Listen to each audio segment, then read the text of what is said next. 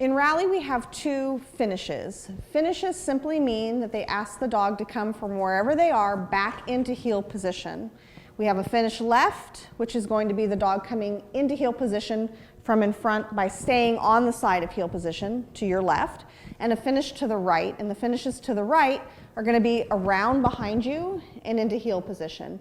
We'll talk about the specifics of how they finish, whether they sit or they don't, in the stations themselves, but for the teaching purposes, we're going to show you how to teach the dog to do each of those positions. When we do our finishes to the left, we're going to use again our barrier that we used in heeling, and we're simply going to lure the dog through and turn them around, mark it with a yes, and feed them there. What you want to be careful of is we want the dog to come into heel position with their head to us each time. So what you're not going to want to do is turn the dog to the outside towards the wall. You're going to ask them, once they're in front of you again, to come through that opening, turn towards you, yes, and get back into heel position. When I teach it initially, I'm going to show them the picture in several big steps from myself. So the dog is in front of me, I'm going to have the food in my left hand, I'm going to lure the dog through and open up my hip, turn around, and then take a big step or two back this way, depending on the size of your dog. So larger dogs, giant breeds, you're going to have to take several big steps back, turn them around, take several big steps forward until they're straight against the wall again.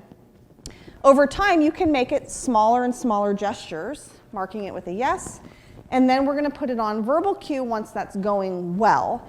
So initially, we're going to have them start in front of us. Whoop, she says, not that way, wrong finish. There you go.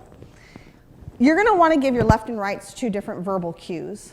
I say heel for my dogs to go a left finish, and then I say around for them to go behind me. Doesn't matter what you say, but make sure you have two very different words. So before I lure her through this time, I'm going to ask her to heel, and then I'm going to lure her through the hole, yes, and come in there. Heel, yes, good.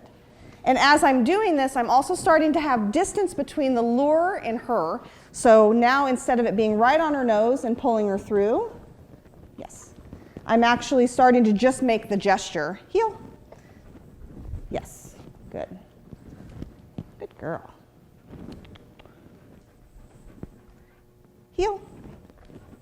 And then now I'm going to make it even smaller because she's doing this really well. Good girl.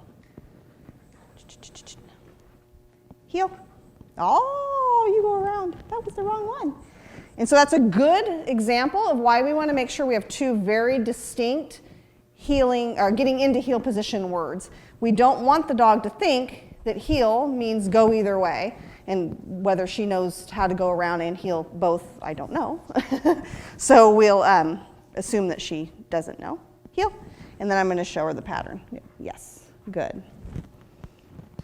There are several types of finishes to go to the left. There's the one that we're doing, which I highly recommend, and I would probably stick with that one. What we're not going to worry about again right now is what they do when they get there. So a lot of new handlers, once they get the dog to heel and they come around, they insist on the sit initially. I'm not worried about that right now. Later on, we can put the sits in. So we're just marking them coming into heel position. No, that's not heeling for you. It may be. Good girl. Heel. What was that? Good girl. Heel. Make sure she comes in. Yes. So I'm marking and rewarding even though she's standing up. Later on, we'll put the terminal behavior or what is asked at the end of that behavior on cue.